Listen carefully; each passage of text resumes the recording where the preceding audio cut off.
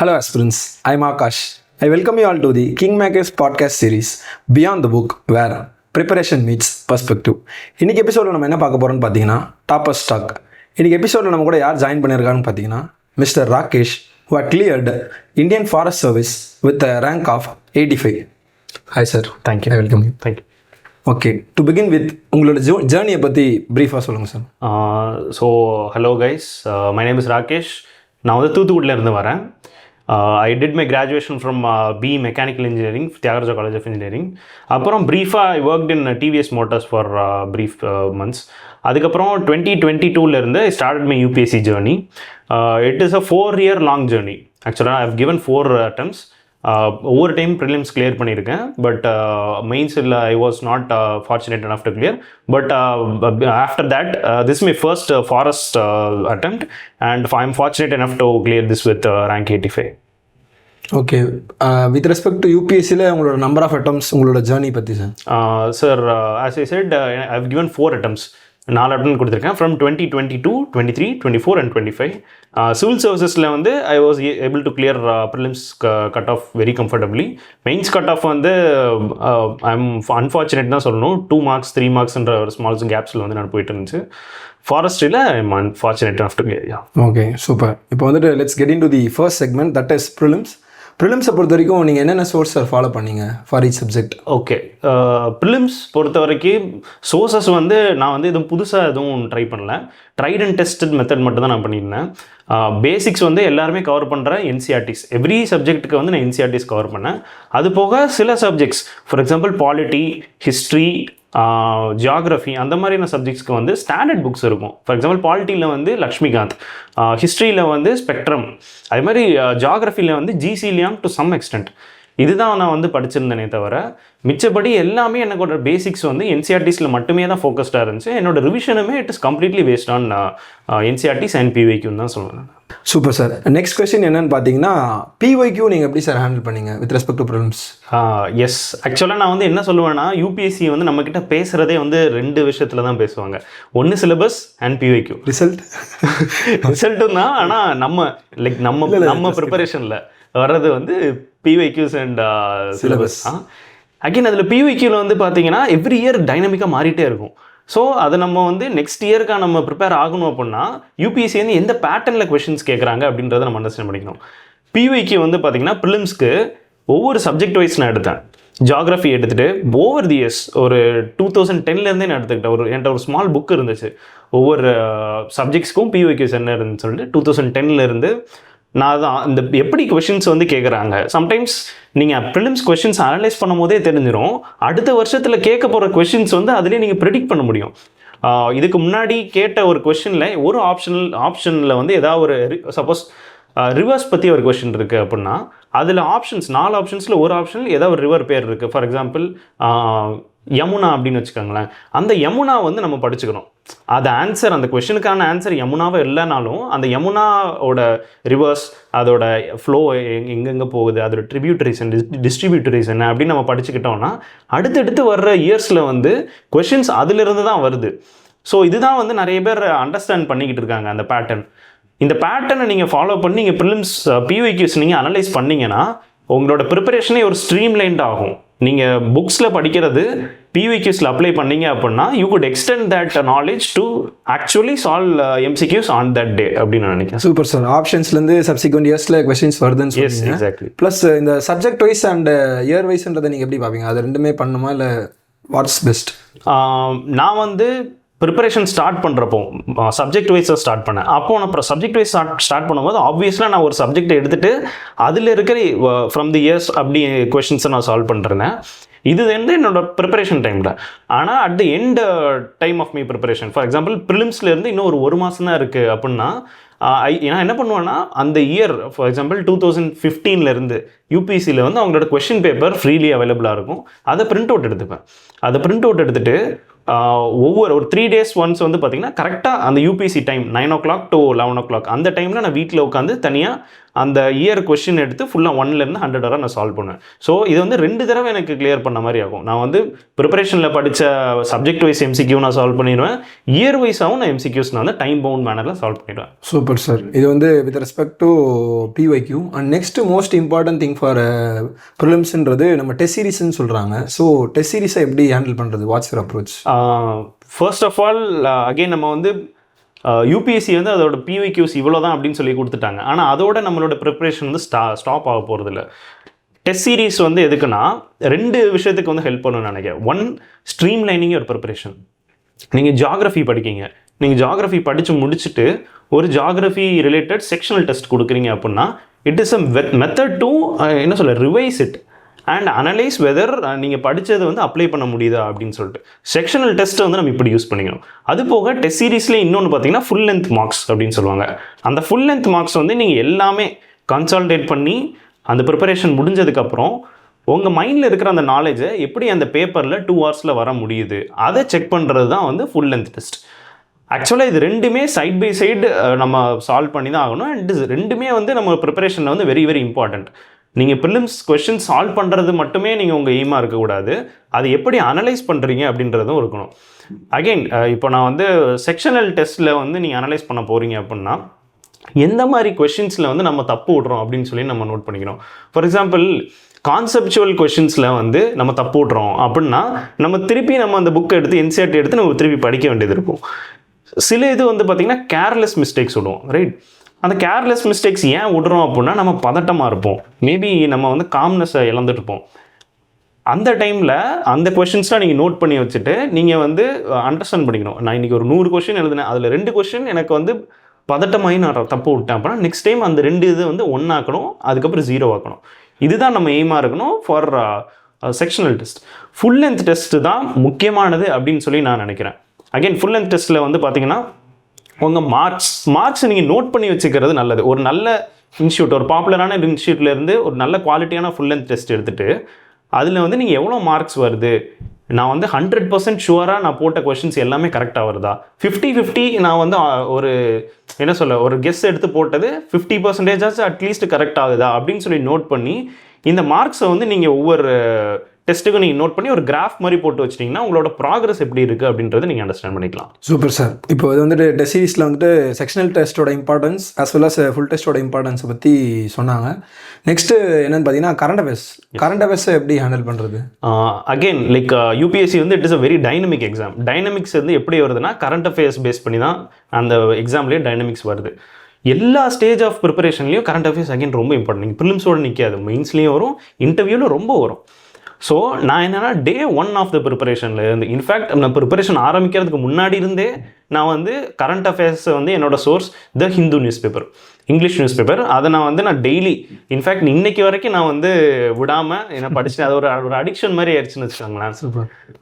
அதுதான் என்னோட primary source of current அஃபேர்ஸாக இருந்துச்சு. இது எல்லாருமே படிப்பாங்க.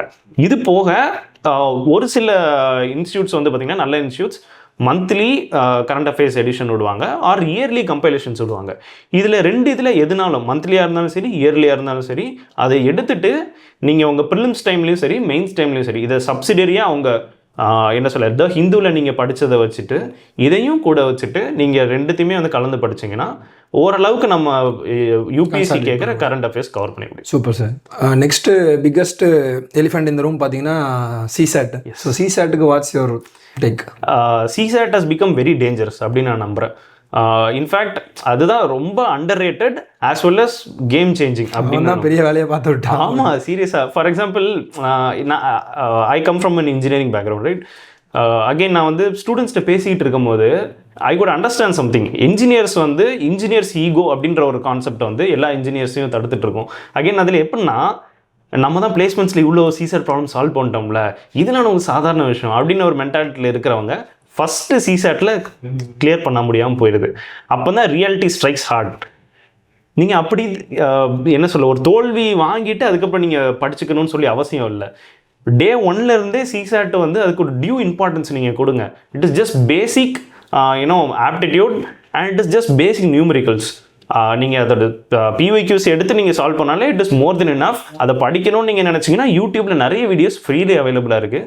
அது நீங்கள் ஒரு டெய்லி பேசிஸ்லையோ வீக்லி பேசிஸ்லையோ give due importance, give due time, solve பண்ணுங்கள். இட் வில் பிகம் இவென்ச்சுவலி அது ஈஸியாக மாறிடும். என்ன சொல்ல, ஒரு ஸ்மால் சேயிங் இருக்குல்ல, நீங்கள் ஒரு மலை உச்சிக்கு போகணுன்னா கீழேருந்து நீங்கள் அண்ணாந்து பார்க்கும்போது பெருசாக இருக்கும்.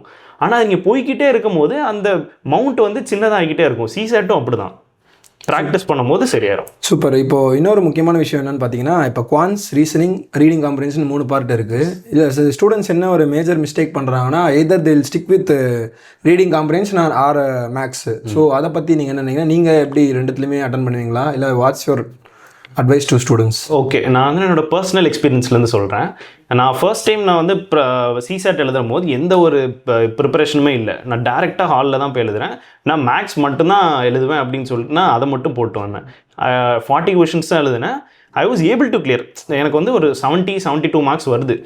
ஆனால் இது வந்து it is a risky move. 23, 24 பேப்பர்லாம் நீங்கள் பார்க்கும்போது it has become even more riskier. அதுக்கப்புறம் தான் எனக்கு வந்து ஐ அண்டர்ஸ்டுட் சம்திங். எல்லாத்தையுமே நீங்கள் பேலன்ஸ்டாக வச்சுருங்க. புத்தா சொல்லுவார்ல, மிடில் பாத், அதுதான் மிடில் பாத். எக்ஸாக்ட்லி. சிசாட்டில் வந்து அதுதான் இம்பார்ட்டன்ட். நீங்கள் வந்து you should have reasonable capacity to solve reading comprehension as well as aptitude and numericals அப்படின்னு நான் நம்புகிறேன். லைக் எப்படி நான் பர்சனலாக எப்படி சால்வ் பண்ணேன்னா, ஃபர்ஸ்ட்டு 35 to 40 மினிட்ஸ் மேக்ஸிமம். அதில் வந்து பார்த்தீங்கன்னா அப்ராக்சிமேட்டாக ஒரு 27 ரீடிங் காம்ப்ரிஹென்ஷன்ஸ் இருக்கும். அதை வந்து நான் சால்வ் பண்ண ட்ரை பண்ணுறேன். எனக்கு கொஞ்சம் ரீடிங் கொஞ்சம் ஃபாஸ்ட்டாக வருன்றதுனால I could save time there. அதை முடிச்சுட்டு அதுக்கப்புறம் I would go to reasoning and numericals. So இது வந்து நான் போகிறதுனால எனக்கு பேலன்ஸ்டாக 2 சைடுமே வந்து அட்ரஸ் பண்ணிவிட்டு I could maximise my score. Super. Sir வந்துட்டு என்ன சொல்கிறாங்கன்னா, எல்லாத்துலேயுமே டிபெண்டாக தான் இருக்கணும். நம்ம வந்து எய்தர் இங்கிலீஷ் ஆர் மேக்ஸ்ன்ற மாதிரிலாம் இருக்கக்கூடாது சொன்னார். போகிற போக்கில் ஒரு விஷயம் சொன்னார், இன்ஜினியர்ஸ் ஈகோன்னு சொல்லிட்டு. அது வந்து இன்ஜினியருக்கு மட்டும் இல்லை, எல்லா ஆஸ்பிரன்ஸுக்கும் இருக்குது. ஸோ அந்த ஈகோவை நீங்கள் சாட்டிஸ்ஃபை பண்ணணும்னு நினைக்கிறத தாண்டி நம்ம எக்ஸாம் கிளியர் பண்ணணும். அது வந்து குவாலிஃபையிங் பேப்பர்ன்றப்போ கட் ஆஃபில் கூட இல்லைன்றப்போ நம்ம அதை கம்ஃபர்டபுளாக கிளியர் பண்ணுறோமான்றது மட்டும் பாருங்கள். அதை எந்த அளவுக்கு பண்ண முடியுமோ அது மட்டும் பாருங்கள். ஸோ நெக்ஸ்ட்டு விஷயம் என்னென்னு பார்த்தீங்கன்னா, இது எல்லாமே டீசெண்டான ஆஸ்பிரன்ஸ் பண்ணிடுறாங்க. But on the day of exam many students are not able to withhold the pressure. So அந்த எக்ஸாம் டேயில் ஒரு சின்சியர் ஆஸ்பிரண்ட் நீங்கள் சொன்ன எல்லா விஷயத்தையும் பண்ணியிருக்கான். In spite of that he or she is not able to clear எக்ஸாம்ன்றப்போ அந்த எக்ஸாமால் திங்கை எப்படி சார் ஹேண்டில் பண்ணுறது? ஓகே, நான் வந்து பர்சனலாக என்ன சொல்லுவேன்னா, ப்ரிலிம்ஸ், எஸ்பெஷலி ப்ரிலிம்ஸில் வந்து நீங்கள் ஆன் த டே எப்படி பிஹேவ் பண்ணுறீங்கன்றது தான் ஒரு 70% ஆஃப் த ரிசல்ட்டு டிபெண்ட் பண்ண போகுது. சி, அதுக்கு முன்னாடி நீங்கள் வந்து 2 வருஷம் 3 வருஷம் டெய்லி பேசிஸில் 10 மணி நேரம் 12 மணி நேரம் படித்தாலும் இட் டசன்ட் மேட்டர். அன்றைக்கி நீங்கள் you have to show up to your maximum potential. நான் என்ன பண்ணேன் அப்படின்னா, நீங்கள் ஆப்வியஸ்லி அன்னைக்கு காலையில் ஒரு சீக்கிரம் எந்திக்கிற மாதிரி இருக்கும். எந்திச்சிட்டு please do some breathing exercise, ஒரு யோகா, ஸ்மால் யோகா மாதிரி பண்ணிட்டு டு இன்னும் ஸ்டெபிலைஸ் யுவர் ஹார்ட் பீட். அந்த ஆங்ஸைட்டி கண்டிப்பாக இருக்க தான் செய்யும். எத்தனை நீங்கள் பிகினராக இருந்தாலும் சரி, ஒரு வெட்டரனாக இருந்தாலும் சரி, கடைசி அட்டம்ப்டில் இருந்தாலும் சரி, அந்த ப்ரெஷர் டெய்லி அந்த நாள் இருக்க தான், அந்த நாள் ஆரம்பிக்கும் போது இருக்க தான் செய்யும். அப்புறம் please have some light food. நம்ம சவுத் இண்டியன்ஸ்க்கு வந்து இட்லி அந்த மாதிரி, தோசை அந்த மாதிரி வச்சு லைட் ஃபுட் சாப்பிட்டு நீங்கள் போங்க. Be early to your hall. ஒவ்வொரு டைமும் வந்து எனக்கு சுற்றி காதில் வந்து விழும் சில நியூஸ் வந்து, இந்த சென்டரில் வந்து லேட்டாக போய் விடலை அப்படின்னு சொல்லிட்டு. அப்படி பார்க்கும்போது வந்து பார்த்தீங்கன்னா இட் பெயின்ஸ். நீங்கள் அத்தனை வருஷம் நீங்கள் எஃபர்ட் போட்டு படித்து எக்ஸாம் ஹால் போக முடியல அப்படின்னா எவ்வளோ பெரிய ஒரு இது. So please be early. அங்கே போய் உட்காந்துட்டு அண்டர்ஸ்டாண்ட் தி என்விரான்மெண்ட். சுற்றி வந்து எப்படி இருக்குது, இஸ் இட் நாய்ஸி? சம்டைம்ஸ் எல்லா ஹாலும் காமாக இருக்கும், சம்டைம்ஸ் நாய்ஸியாக இருக்கும். நாய்ஸியாக இருக்குன்னா கொஞ்சம் அடாப்ட் பண்ணிக்க வேண்டியது இருக்கும். அகெயின் உள்ளே போய் நீங்கள் உட்காந்துட்டீங்க, பேப்பர் வருது சரியா, அதுக்கப்புறம் நான் ஃப்ரெண்ட்ஸ்ட்டு என்ன சொல்லுவேன்னா, 15 நிமிஷம் 15 மினிட்ஸில் வந்து நீங்கள் பேப்பர் கொடுத்ததுலேருந்து நீங்கள் சுற்றி பார்த்தீங்கன்னா யார் ப்ரிலிம்ஸ் கிளியர் பண்ண போகிறா, யார் அன்ஃபார்ச்சுனேட்டாக கிளியர் பண்ண மாட்டாங்கன்றது எல்லாரோட ஃபேஸில் எழுதியிருக்கும். பயந்து உட்காந்துருப்பாங்க. அவங்கெல்லாம் வந்து கிளியர் அன்ஃபார்ச்சுனேட்டாக பண்ண முடியாது. யாரெல்லாம் காமாக இருக்காங்களோ அவங்க டெஃபினட்டாக கிளியர் பண்ணுறதுக்கு சான்சஸ் நிறைய இருக்குது. அது ஏன்னா உங்கள் மென்டல் காம்னஸ் அங்கே இருந்தால் தான் கொஸ்டின்ஸ் வந்து அண்டர்ஸ்டாண்டே பண்ண முடியும். உங்கள் மைண்ட்லேருந்து அப்போ தான் நாலேஜ் ரிட்ரீவே பண்ண முடியும். இன்ஃபேக்ட் 26 பேப்பர் வந்து பார்த்தீங்கன்னா எவ்வளோ டிஃபிகல்ட்டாக வந்துடுங்க. 26 பேப்பர் வந்து it is a ஷாக்கர் for every one. 23 அளவுக்கு அப்படின்னு சொல்கிறாங்க சில பேர் அதோட அதிகமாக அப்படின்னு சொல்கிறாங்க. அதோட அதிகமாக தான் சொல்ல முடியும். ஓகே, நான் அன்ஃபார்ச்சுனேட் நான் ஃபார்ச்சுனேட்டாக சொல்கிறேன். அந்தளவுக்கு ஒரு ஷாக்கிங்கான பேப்பர் ப்ரிலிம்ஸ் உங்களுக்கு வர்றப்போ நீங்கள் எவ்வளோ மென்டலி ஸ்ட்ராங்காக இருக்கீங்களோ அதுதான் உங்களோட ப்ரிலிம்ஸ் ரிசல்ட்டே டிசைட் பண்ண போகுது, ரைட்? அதனால் அந்த டேயில் வந்து நாலேஜ் ஒரு 30% இருந்தாலும் உங்கள் மென்டல் ரெசிலியன்ஸ் தான் 70%. So give your all, be calm, be என்ன சொல்ல mentally present at that stage. So to be ஷார்ட்னு பார்க்கணும்னா மைண்ட்ஃபுல்னஸ் இஸ் த கீன்றது தான் சொல்கிறாரு. ஸோ இதுதான் with respect to prelims. So sir சொன்ன எல்லாத்தையும் try to imbibe as much as you can. ஓகேவா? ஸோ நெக்ஸ்ட் வந்துட்டு என்னென்னு பார்த்தீங்கன்னா, let's get into the next segment of the exam as well as this episode. என்னென்னு பார்த்தீங்கன்னா mains. So மெயின்ஸை பொறுத்த வரைக்கும் இப்போ வந்து ஒரு 4 கீ ஏரியாவை வச்சுக்கலாம். வேரியஸ் ஸ்டேஜஸ் ஆர் வேரியஸ் பார்ட்ஸுக்கு என்னென்ன பண்ணலான்ற மாதிரி சொல்லுங்கள். ஃபஸ்ட்டு விஷயம் என்ன பார்த்தீங்கன்னா கண்டென்ட், செகண்ட் விஷயம் PYQ, தேர்ட் விஷயம் நோட் மேக்கிங், ஃபோர்த் விஷயம் ஆன்சர் ரைட்டிங். இந்த 4 விஷயத்தை பற்றி பேச போகிறோம். இந்த 4த்துலையுமே நான் ஒரு சப்ஜெக்ட் சொல்கிறேன். அந்த சப்ஜெக்ட் ஸ்பெசிஃபிக்காக நீங்கள் என்னென்ன பண்ணீங்கன்றதை 1 by 1 நம்ம பார்க்கலாம். ஓகே, சரிங்களா? ஸோ இப்போ வந்து பார்த்தீங்கன்னா ஃபஸ்ட்டு GSல 1, 2, 3க்கு நீங்கள் கண்டென்ட்க்கு என்ன பண்ணீங்க, notes and PYQ as well as answer writing. இதுக்கு என்ன பண்ணீங்க GS 1, 2, 3? ஓகே, மோஸ்ட் ப்ரிலிம்ஸில் நீங்கள் படித்த கான்டென்ட் தான் நிறைய இது நீங்கள் ஒரு 80% வந்து மெயின்ஸ்க்கு நம்ம ரிவைஸ் பண்ணுற மாதிரி இருக்கும். அது போக சில GS3ல சில சப்ஜெக்ட்ஸ், GS1ல வந்து போஸ்ட் இண்டிபெண்டன்ஸாக இருக்கணும், வேர்ல்டு ஹிஸ்ட்ரியாக இருக்கணும், அதெல்லாம் கொஞ்சம் எக்ஸ்ட்ரா செக்யூரிட்டி அந்த மாதிரி. எக்ஸாக்டாக அது ஒரு ஆட் ஆனாக வரும்.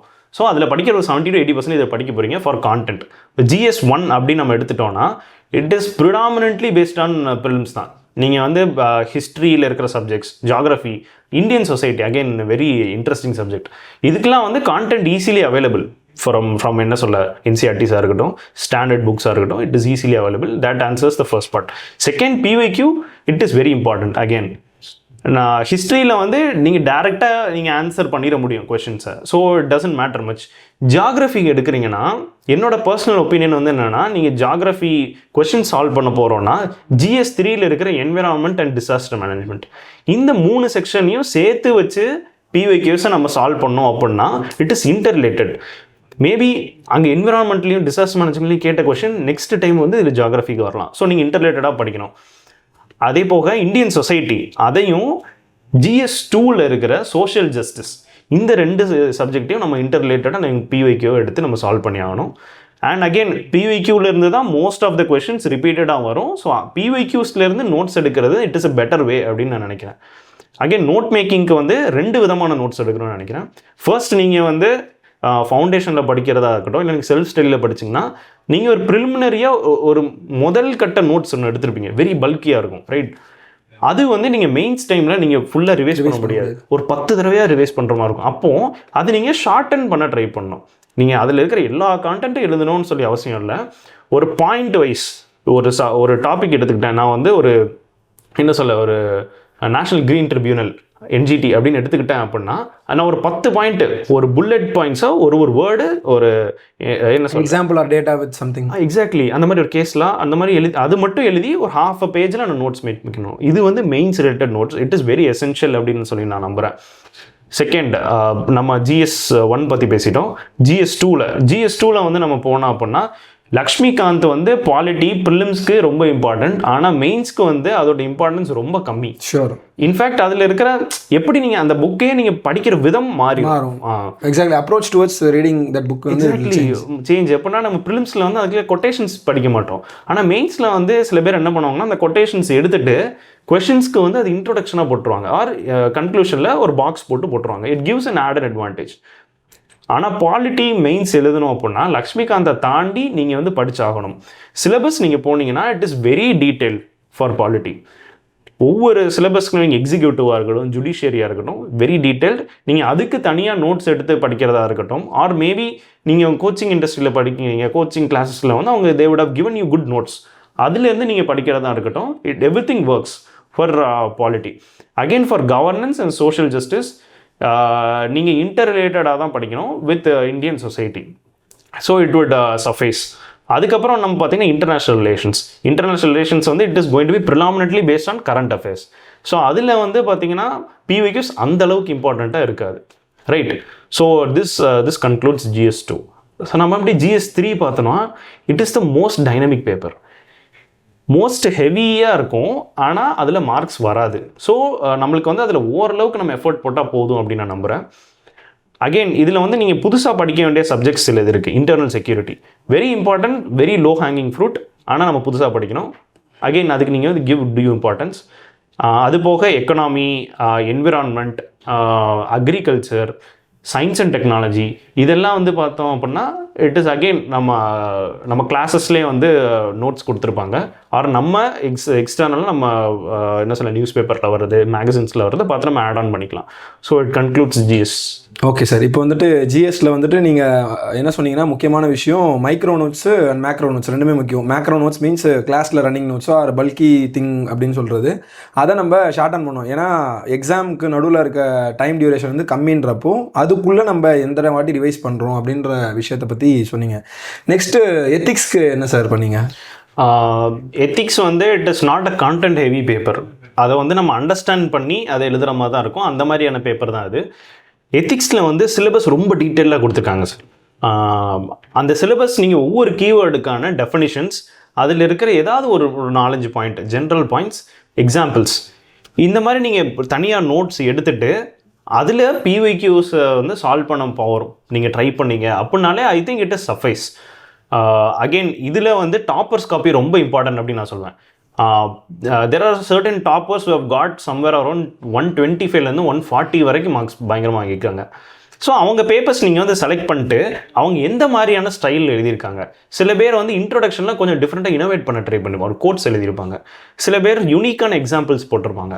ஸோ இதெல்லாம் வந்து நீங்கள் நோட் பண்ணிக்கோங்க. அதை விட இம்பார்ட்டண்ட் என்னன்னா எத்திக்ஸில் if are you able to identify the hidden meaning behind a question. ஒவ்வொரு கொஷின்ஸ் கேட்கும் போது அதுக்கு பின்னாடி ஒரு மீனிங் இருக்கும். ஃபார் எக்ஸாம்பிள் ரீசெண்டாக ஏதாவது ஒரு சிவில் சர்வன்ஸை வச்சு ஏதாவது கான்ட்ரவர்ஷியல் நியூஸ் வந்திருக்குன்னா அது ரிலேட்டடாக ஒரு கொஷின் கேட்டிருக்கோம். Exactly right. அப்போது ஆஸ் அன் ஆஸ்பிரண்ட்டாக உங்களுக்கு அது தெரிஞ்சிருக்கும் எதுக்கு வந்து இதை கான்ட்ரவர்சி ஆச்சு அப்படின்னு. அப்போ அந்த கொஷினை அட்ரஸ் பண்ணுறப்போ உங்கள் இன்ட்ரோடக்ஷன்லேயே அதில் நீங்கள் வந்து தெரிய வச்சிடணும். தெரியும். ஸோ அந்த மாதிரி அதுதான் அவங்க எதிர்பார்க்குறாங்க. அப்போ எவாலுவேட்டர் பார்க்குறப்ப என்னென்னப்பா, இந்த பையன் வந்து மனப்பாடம் பண்ணலை எத்திக்ஸை, அவன் வந்து ஜென்ரலாக அவன் அண்டர்ஸ்டாண்ட் பண்ணிவிட்டு அவன் அப்ளை பண்ணியிருக்கான் அவன் நாலேஜை அப்படின்ற ஒரு ஃபீல் வந்துட்டுனாலே உங்களுக்கு வந்து எத்திக்ஸ் பேப்பரில் வந்து நல்ல மார்க் அவங்க கொடுக்க ரெடியாக இருக்காங்க. ஸோ இதுதான் வந்து அந்த general understanding behind ethics paper நினைக்கிறேன். சூப்பர். ப்ளஸ் எக்ஸாம்பிள்ஸை பற்றி நிறைய சொல்லுவாங்க. நீங்கள் எப்படி எக்ஸாம்பிள்ஸ் கோட் பண்ணுங்க? ஏதாவது any source or something? Okay, நான் வந்து ஜென்ரலாக ஃப்ரீடம் ஃபைட்டர்ஸ்லேருந்து நிறைய எக்ஸாம்பிள்ஸ் எழுதுவேன். ஓகே, யூனிக்காக எழுதுவேன், ட்ரை பண்ணேன். எல்லாருமே வந்து காந்திஜி பற்றி எழுதுவாங்க, நிறைய பேர் நேதாஜி பற்றி எழுதுவாங்க. அப்போ நான் வந்து நிறைய டிஃப்ரெண்ட் அன்சங் ஹீரோஸ் எக்ஸாக்ட்லி அவங்களோட எக்ஸாம்பிள்ஸ் நான் வந்து எழுதியிருப்பேன். அது போக I referred certain platforms, Better India அப்படின்னு சொல்லி வெப்சைட்ஸ் இருக்குது, இந்தியன் மாஸ்டர் மைண்ட்ஸ் வெப்சைட் இருக்குது. ஸோ அவங்களோட இதில் வந்து பார்த்தீங்கன்னா சேஞ்ச் மேக்கர்ஸ், கிரவுண்ட் லெவலில் யாரெல்லாம் சிவில் சர்வன்ஸ் சேஞ்ச் மேக்கர்ஸாக இருந்திருக்காங்களோ அவங்களோட ஸ்டோரிஸ் வந்து போட்டிருப்பாங்க. You can use that. அதை நீங்கள் சேவ் பண்ணிட்டு நீங்கள் டைரெக்டாக யூஸ் பண்ணீங்க அப்படின்னா ஃபைல் பண்ணிட்டு வரணும். எக்ஸாக்ட், அது யூஸ்ஃபுல்லாக இருக்கும். அது போக டோன்ட் என்ன சொல்ல, இதில் தான் எல்லாரும் கன்வென்ஷனலாக கொடுக்குற எக்ஸாம்பிள்ஸ் தான் கொடுப்பாங்க அந்த மாதிரி. எக்ஸாக்டாக அந்த மாதிரி நீங்கள் வந்து டிஎன் சேஷன் சாரை பற்றி சொல்லுவாங்க. இது வந்து சேச்சுரேட் ஆகிட்டு அப்படின்னு நான் நினைக்கிறேன். இன்ஃபேக்ட் நான் என்னோட அட்வைஸ் என்னன்னா, go beyond the bookish examples. ஒரு சுற்றி பாருங்கள், என்விரான்மெண்டல் பாருங்கள். ஃபார் எக்ஸாம்பிள் நான் வந்து ஒரு எக்ஸாம்பிள் எழுதினேன். ஒரு ரெசிலியன்ஸ் அப்படின்ற ஒரு டாபிக்கு நான் எப்படி ஒரு மேங்க்ரோவ் ஃபாரஸ்ட் இருக்குல்ல, எப்படி மேங்க்ரோவ் ஃபாரஸ்ட் ஒரு சால்ட்டி என்விரான்மெண்ட்ல இருக்கும்போது அதை ரெசிலியண்ட்டாக அதை அப்போஸ் பண்ணிட்டு அதோட எய்ம் அச்சீவ் பண்ணுது அப்படின்ற இதெல்லாம் small things that good innovate your paper. இதெல்லாம் தான் கியூமுலேட்டிவ் உங்களுக்கு மார்க்கை வந்து இன்க்ரீஸ் பண்ணும். ரீசெண்டாக கூட ஒரு சோஃபா ஷாப் ஓனர் வந்துட்டு ஒரு ஃபயர் ஆக்சிடென்ட் நடக்கப்போ அதை ரெஸ்கியூ பண்ணுறதுக்காக அவரோட some legs of bed or sofa போட்டு ரெஸ்கியூ பண்ணாரு அப்படின்ற இதுவும் ட்ரெண்ட் ஆச்சு. ஸோ இந்த மாதிரி நம்ம இது இன்ஸ்டாகிராமில் பார்த்தது தான். ஸோ இதில் நம்ம அதில் என்ன பார்க்குறோன்றதுக்கு applying what we know or what we சீன்றதும் இஸ் தி கீன்றது தெரிய வருது. எக்ஸாக்ட்லி. ஸோ நெக்ஸ்ட் வந்துட்டு பார்த்தீங்கன்னா எஸ்ஏக்கு என்ன சார் பண்ணீங்க? அகைன் எஸ்ஏயும் எத்திக்ஸ்க்கும் எந்த மாதிரி ஒரு இன்டர் லிங்கேஜ்னா, ரெண்டுத்துக்கும் வந்து நீங்கள் ஒரு அண்டர்ஸ்டாண்டிங் இருந்தாலே போதும், கான்டென்ட் ஹெவினஸ் வேணாம். அகைன் எஸ்ஏ வந்து இட் இஸ் ஆல் அபவுட் இனோவேட்டிவ்னஸ். ஒரு டாப்பிக்கு வந்து ஃபிலாசபிக்கல் டாபிக் கொடுத்துட்டு அது எந்த அளவுக்கு நீங்கள் டிஃப்ரெண்ட் டைமென்ஷன்ஸில் வந்து எக்ஸ்ப்ளோர் பண்ண முடியுது அதுதான் அவங்க வந்து ஜென்ரலாக செக் பண்ணுறாங்க. உங்கள் இங்கிலீஷ் வந்து ஃப்ளரிஷிங்காக இருக்கணும்னு சொல்லி அவசியம் இல்லை. சசி தரூர் தரூரைஸ்டாக இருக்கணும், அதான் அந்த அளவுக்கு இருக்குது. தருரோசாரஸ் மாதிரி இருக்கணும்னு அவசியம் கிடையாது. ஒரு பேசிக் ஒரு ஆஸ்பிரண்ட் ஒரு பேசிக் கிராஜுவேட் லெவலில் எப்படி எழுதுவாங்களோ சிம்பிள் லாங்குவேஜில் ஷார்ட்டர் சென்டென்சஸில் வந்து நீங்கள் எழுதணும் எஸ்ஏ பேப்பர். அகெயின் அது எஸ்ஏ வந்து எந்த அளவுக்கு இன்ட்ரெஸ்டிங்காக ஒரு ஃபிலிம் மேக்கர் மாதிரி ஒரு டாபிக் கொடுத்துட்டாங்க, அவங்க ஃபிலிம் வந்து எப்படி இன்ட்ரொடக்ஷன் ரொம்ப கேட்சியாக இருக்கும், அந்த ஃப்ளோ வந்து பாடியில் நல்லாவே தெரியும். ஒவ்வொரு சீன்ஸ்க்கு நடுவில் எப்படி அந்த ஃப்ளோ தெரியுமோ அதே மாதிரி ஒவ்வொரு பேராகிராஃப்க்கு நடுவில் நம்மளுக்கு தெரியும். அதே மாதிரி ஒரு படத்தோட எண்டிங் கிளைமேக்ஸில் வந்து எந்த அளவுக்கு கேட்சிங்காக முடிக்கிறாங்க, ஃப்ரண்ட்லேருந்து எப்படி வந்து அந்த கால் பேக் பண்ணுறாங்கன்னு சொல்லுவாங்க. அந்த மாதிரி உங்களோட கன்க்ளூஷன்ஸ் வந்து இருந்துச்சு அப்படின்னா ஒரு எஸ்ஏ வந்து கம்ப்ளீட்னஸ் வரும். ரைட், இதுதான் ஒரு ஓவரால் ஃப்ரேம் ஒர்க். அது போக ஒவ்வொரு ஃபிலாசபிக்கல் டாபிக்ஸ் வந்து நீங்கள் மெயின்ஸ் பிஒய்க்யூஸ்லேருந்து நீங்கள் அதை அனலைஸ் பண்ணி அதிலே ப்ராக்டிஸ் பண்ணிக்கலாம். இது ஒரு டைப் ஆஃப் எஸ்ஏஸ். இன்னொரு டைப் ஆஃப் எஸ்ஏ வந்து ஜிஎஸ் டைப் எஸ்ஏன்னு சொல்லுவாங்க. அதோட இம்பார்ட்டன்ஸ் கொஞ்சம் குறைஞ்சிக்கிட்டு இருக்குது, but it is still relevant. என்னன்னா நீங்கள் GS 1 2 3 இதில் இருக்கிற கான்டென்ட் தான் நீங்கள் போட போகிறீங்க, அதை நீங்கள் பேராகிராஃப் வைஸாக மாற்ற போகிறீங்க. அகெயின் அதில் நம்ம ஃபஸ்ட்டு ஃபிலாசபிக்கல் எஸ்ஏஸ்க்கு சொன்ன மாதிரி அதே continuity, flow, simpleness, simple language and a good conclusion, இது இருந்தாலே போதும் you could get good marks in essays அப்படின்னு நினைக்கிறேன். சூப்பர். அவர் என்ன சொன்னார்னா ட்ரீட் எஸ்ஏ லைக் சினிமா அந்த மாதிரி சொன்னார். கரெக்டாக அந்த கோஹரன்ஸ் இருக்கணும்னு சொன்னார். கடைசியாக முடிக்கிறப்போ the valuator should feel like absolute cinema அந்த மாதிரி ஃபீல் இருக்கும். அந்த மாதிரி தான் சொல்லியிருக்காரு. ஸோ நெக்ஸ்ட் இம்பார்ட்டன்ட் திங் என்ன பார்த்தீங்கன்னா ஆன்சர் ரைட்டிங். ஓகேங்களா, இது ஆன்சர் ரைட்டிங் ஜென்ரலாக நீங்கள் எப்படி ஸ்டார்ட் பண்ணீங்க, இல்லை அதில் என்ன இஷ்யூஸ் இருக்கும், எப்படி அது கம் அக்ராஸ் பண்ணீங்க? ஓகே, ஆன்சர் ரைட்டிங் அகெயின் நம்ம ப்ரிலிம்ஸில் வந்து எப்படி பிஒய்க்யூஸோ அந்த அளவுக்கு இம்பார்ட்டன்ட் வந்து mains PYQs plus answer writing. Answer writing வந்து உங்கள் நாலேஜை வந்து டம்ப் பண்ணுறதுக்கான இடம் கிடையாது. Answer writing as a certain framework. Right, ஒவ்வொரு ஜிஎஸ்லேயும் வந்து பார்த்தீங்கன்னா ஒவ்வொரு சப்ஜெக்ட்ஸ்க்கு ஒரு ஃப்ரேம் ஒர்க் இருக்கும். கொஷினை பார்த்துட்டு அது என்ன சப்ஜெக்ட்னு அண்டர்ஸ்டாண்ட் பண்ணிக்கிட்டு அந்த கொஷினை வந்து பிரேக் பண்ண ட்ரை பண்ணும். அந்த கொஷின்ஸ்லேயே நிறைய டிமாண்ட்ஸ் இருக்கும். அதை பிரேக் பண்ணிட்டு ஒரு நல்ல introduction, short and crisp, explaining the intention behind that question. அதுக்கப்புறம் அந்த பிரேக் பண்ண ஒவ்வொரு டிமாண்டையும் நீங்கள் ஒவ்வொரு பார்ட்டாக நீங்கள் வந்து அட்ரஸ் பண்ணணும். பண்ணிவிட்டு ஒரு சூட்டபிள் கன்க்ளூஷன், ஒரு வே ஃபார்வர்ட், ஒரு கன்க்ளூஷன். இதுதான் ஒரு பேசிக் ஃப்ரேம் ஒர்க். நீங்கள் வந்து பார்த்தீங்கன்னா ஆன்சர் ரைட்டிங்கில் வந்து முக்கியமாக என்ன சொல்லுவாங்கன்னா அந்த பாயிண்ட்ஸில் ஃபோக்கஸ் பண்ணுங்க அப்படின்பாங்க. நான் வந்து அந்த பாயிண்ட்ஸ் மட்டும் ஃபோக்கஸ் பண்ணாதீங்க, அந்த பாயிண்ட்ஸ்க்கு நடுவில் இருக்கிற ஃப்ளோவையும் அந்த கொஹரன்ஸையும் ஃபோக்கஸ் பண்ணுங்க அப்படின்னு நான் சொல்லுவேன். இப்போ 2 பாயிண்ட் நீங்கள் எழுதுறீங்கன்னா சம்மந்தம் இல்லாமல் அது 2 பாயிண்ட்டை பக்கத்தில் போகாதீங்க.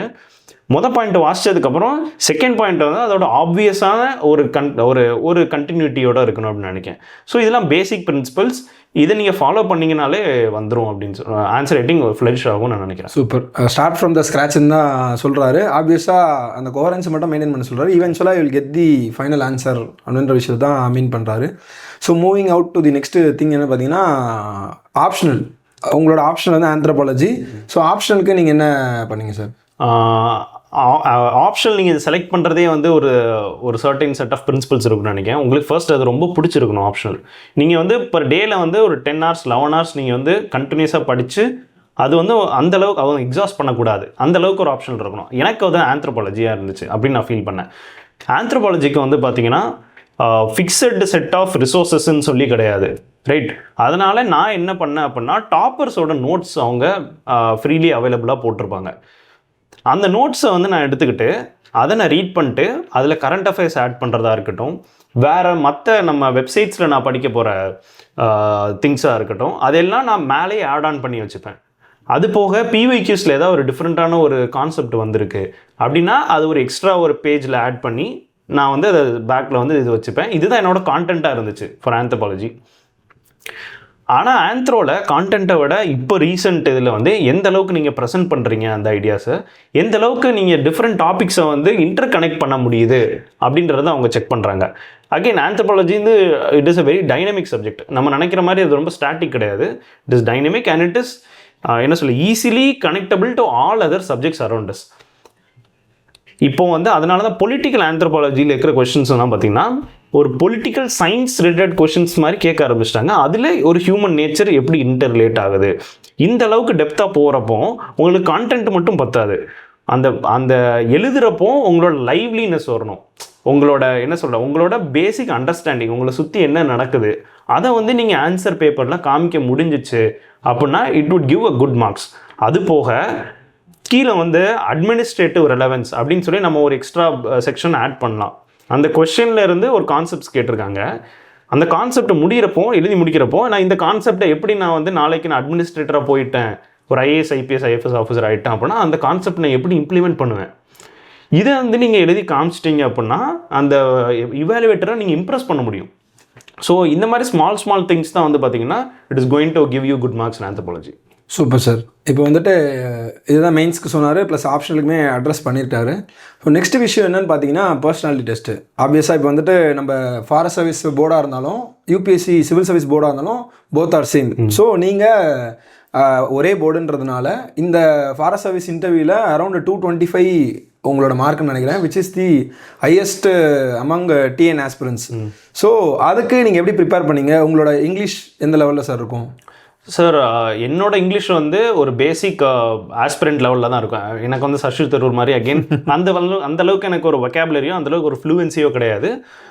ஆனால் நம்ம பிடி பர்சனாலிட்டி டெஸ்ட்னு சொல்லுவாங்க. It is not an interview, it is test of your personality, right? அப்போது உங்கள் பர்சனாலிட்டி எப்படி இருக்குது அதை வெளியே கொண்டு வர போகிற டெஸ்ட்டு தான் அது. உங்கள் personality it is not built on some 2-3 months. அந்த 2-3 months கேப்பில் நீங்கள் பெருசாக படிச்சிட முடியாது. ஸோ நீங்கள் ஒரு ஆஸ்பிரன்ஸ் புதுசாக உள்ளே வரீங்கனாலே from day 1 develop skills that will make you a good administrator. முதல் நாள்லேருந்தே நம்மளோட எம்பத்தியாக இருக்கட்டும், லைக் அன் ஆஃபீஸர், எக்ஸாக்டாக ஒரு ஆஃபீஸர் மாதிரி நீங்கள் நடந்துக்கோங்க, ரைட்? உங்கள் தப்புகளை வந்து அனலைஸ் பண்ணுறதாகட்டும், உங்கள் இன்டெகிரிட்டி வளர்த்துக்கிறதா இருக்கட்டும், எம்பத்தியை வளர்க்குறதுக்காகட்டும், சோஷியல் ஸ்கில்ஸ் வளர்த்துக்கிறதாகட்டும், இதெல்லாம் வந்து ஃபியூ மந்த்ஸில் வராது. You should start from the day 1. இதுதான் உங்கள் பர்சனாலிட்டி டெஸ்ட்டில் மேஜர் பூஸ்ட்டாக இருக்கும். அது போக உங்கள் பேசிக் ஸ்டடீஸ் வந்து எதை ஃபோக்கஸ் பண்ணியிருக்கணும்னா உங்கள் லைஃப் ஜேர்னியை ஃபோக்கஸ் பண்ணியிருக்கணும். நான் எந்த மாதிரியான இடத்துல இருந்து வந்தேன்? நான் வந்து தூத்துக்குடியில் வந்து it is a coastal town. அப்போ எனக்கு கேட்கப்பட்ட கொஷின்ஸ் வந்து பார்த்தோன்னா கோஸ்டல் டவுனில் என்னென்ன பிரச்சனைகள் இருக்குது, கோஸ்டல் டவுனோட எக்கனாமி எப்படி நீங்கள் இது பண்ண போகிறீங்க, இன்க்ரீஸ் பண்ண போகிறீங்க, அந்த மாதிரி ஸ்டெர்லைட் இஷ்யூ பற்றி கேட்டாங்க. அது போக நம்ம ஆலிவ் ரிட்லி டர்ட்டில்ஸ் பற்றி நிறைய பேர் கேட்டாங்க. இப்போ ட்ரெண்டிங்கில் எக்ஸாக்ட்லி. ஸோ இதெல்லாம் வந்து பார்த்திங்கன்னா அகெயின் என்னோடய ஊரை பற்றி படிக்கிறது, அதுக்கப்புறம் உங்கள் கிராஜுவேஷன் பற்றி படிக்கிறது. மெக்கானிக்கல் இன்ஜினியர் இருந்தீங்கன்னா மெக்கானிக்கல் இன்ஜினியரிங் பற்றி ஆஸ்பெக்ட்ஸ் ஓவராலாக நீங்கள் படிச்சுட்டு அது எப்படி அட்மினிஸ்ட்ரேட்டராக உங்களுக்கு ஹெல்ப் ஆக போகுது, இந்த விஷயத்தை நீங்கள் எம்ஃபசைஸ் பண்ணாங்க. அகெயின் அண்ட் இன்னொரு ஆஸ்பெக்ட் வந்து கரண்ட் அஃபேர்ஸ். இப்போ சுற்றி நம்மளை நடந்துகிட்டு இருக்கிற சில விஷயங்களோடுக்கு உங்களோட ஒப்பீனியன் என்ன, உங்கள் ஸ்டாண்ட் என்ன அப்படின்னு கேட்பாங்க.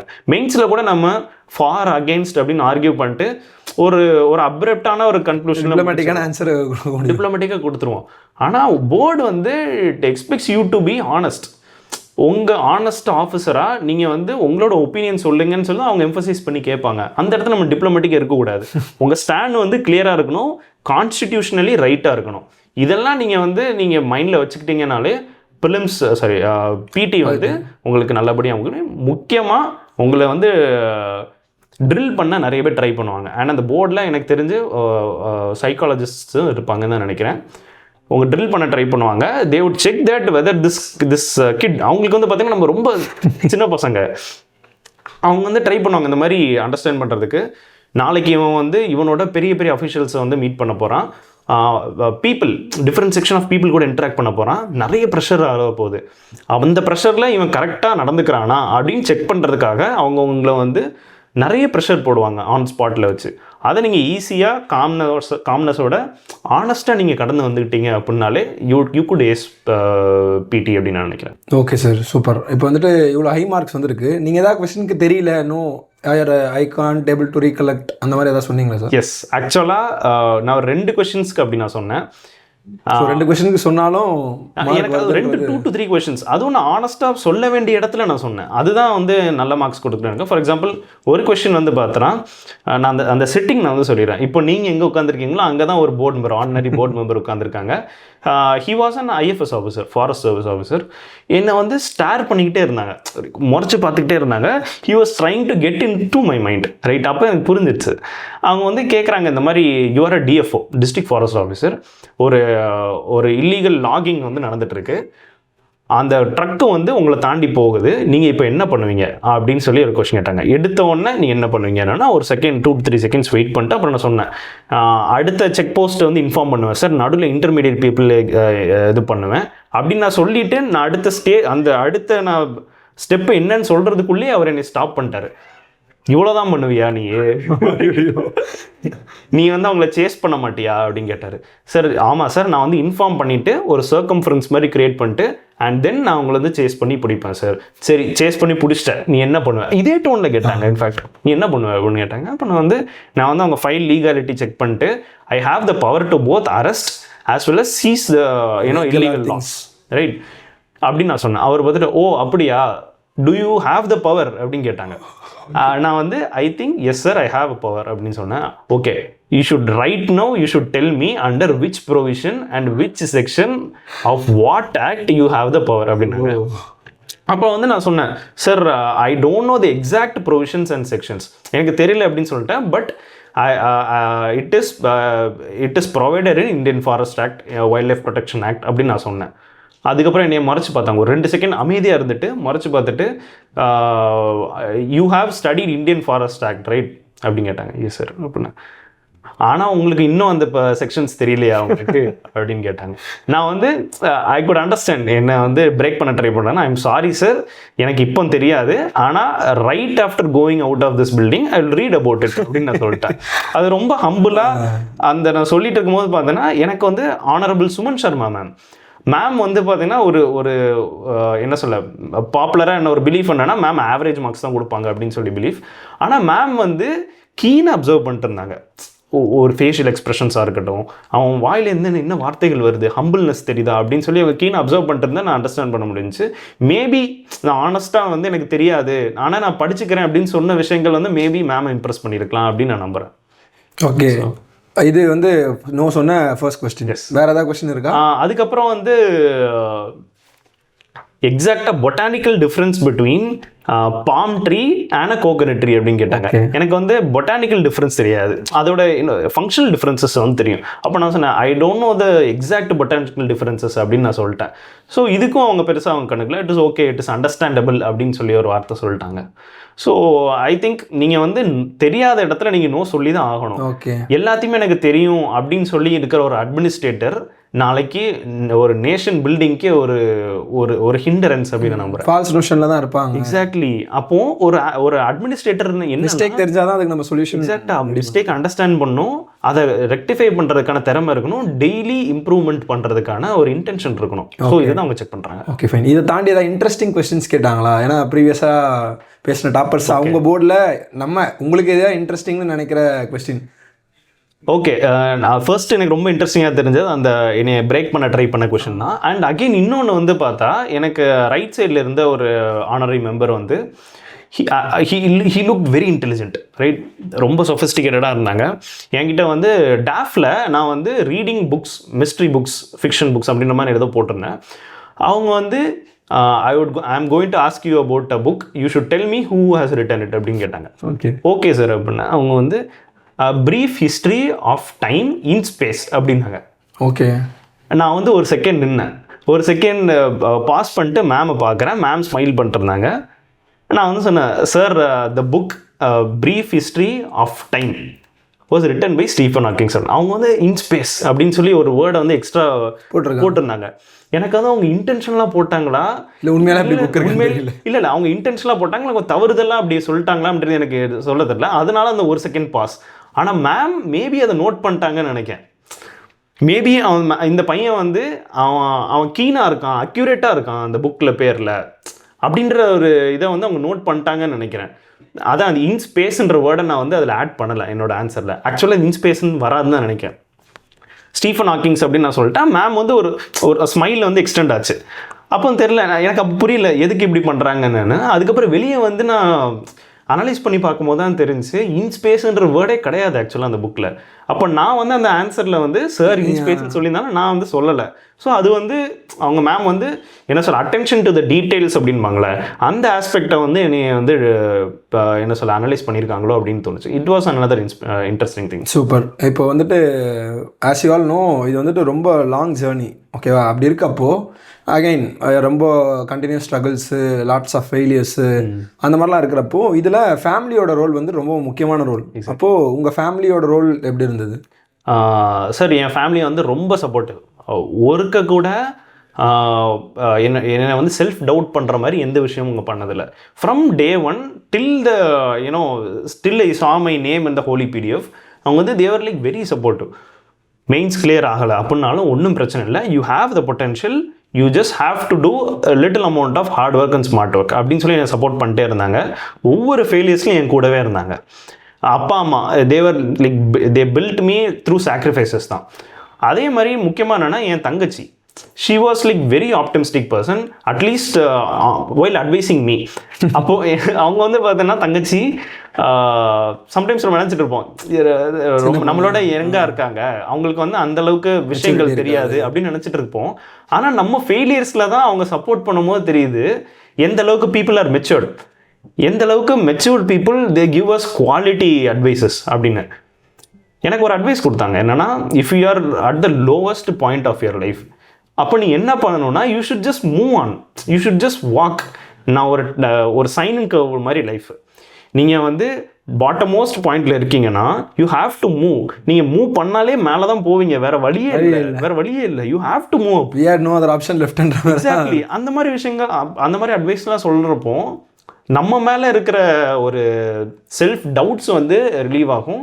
அகெயின் கான்ஃபிடென்ஸ் வந்து பில்ட் ஆகும். And again UPSC is a game of confidence and mental resilience at all 3 phases of the examination. So my parents were very helpful on that. Super. ஃபேமிலியோட ரோலை பற்றி சொல்லிட்டீங்க. இப்போ நெக்ஸ்ட்டு ஃப்ரெண்ட்ஸோட ரோல் பற்றி ஏதாவது விஷயம் இருந்தால் நீங்கள் சொல்லலாம். ஓகே, 2 டைப்ஸ் ஆஃப் ஃப்ரெண்ட்ஸ் இருக்காங்க சார். ஃபஸ்ட்டு வந்து UPSC கூட ரிலேட் ஆகாத மற்ற ஃப்ரெண்ட்ஸ், என்னோட நான் UPSC ஃப்ரெண்ட்ஸ், நான் UPSC ஃப்ரெண்ட்ஸ், ஸ்கூல் காலேஜில் இருக்கிறவங்க, அவங்களாம் வந்து பார்த்தீங்கன்னா தேவர் மை ஸ்ட்ரெஸ் பஸ்டர்ஸ். ஓகே, எனக்கு எப்போல்லாம் வந்து UPSC ரொம்ப சேச்சுரேட் ஆகிட்டு சம்டைம்ஸ் வந்து தூங்கும் போது கூட எனக்கு GS3 GS2லாம் ஞாபகம் வரும். எக்ஸாக்ட்லி. அப்போ ரொம்ப ஓவரோட ஆகிட்டு நினச்சேன்னா நான் வந்து அவங்க கூட ஒரு வாக்கோ அவங்க கூட ஃபோனில் ஜஸ்ட் கான்வர்சேஷனோ அப்படி இருப்பேன். அது ஒரு பார்ட், அது வந்து மென்டல் ஸ்ட்ரெஸ்ஸை வந்து ரிலீவ் பண்ணுறதுக்காக. இன்னொரு பார்ட்டை வந்து நம்ம UPSC ஃப்ரெண்ட்ஸ் வந்து they give you the reality check, right? இப்போது நம்மளை சுற்றி காம்படிஷன் எவ்வளோ இருக்குன்றதை அவங்கள பார்த்தா தெரிஞ்சிடும். ஒரு peer pressure, good amount of peer pressure வந்து வரும். அவங்கள பார்த்து நம்ம சில விஷயங்கள் படிப்போம், நம்மளோட மெட்டீரியல்ஸ் அவங்க கூட ஷேர் பண்ணுறோம், அவங்க ஷேர் பண்ணுவாங்க. அது மாதிரி என்ன சொல்ல, மார்க்ஸ் வந்து ஷேர் பண்ணும்போது ஒரு ஹெல்தி காம்படிஷன் வந்து அதில் வந்து இம்ப்ரூவ் ஆகும். எனக்கு வந்து ஐ காட் குட் என்ன சொல்ல set of friends in Chennai.